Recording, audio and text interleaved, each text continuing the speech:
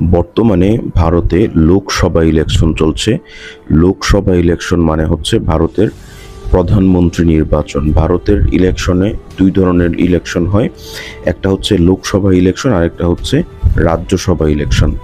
লোকসভা ইলেকশনের মাধ্যমে প্রধানমন্ত্রী নির্বাচিত হন, আর রাজ্যসভা ইলেকশনের মাধ্যমে নির্বাচিত হয় বিভিন্ন রাজ্যের যে মুখ্যমন্ত্রীরা।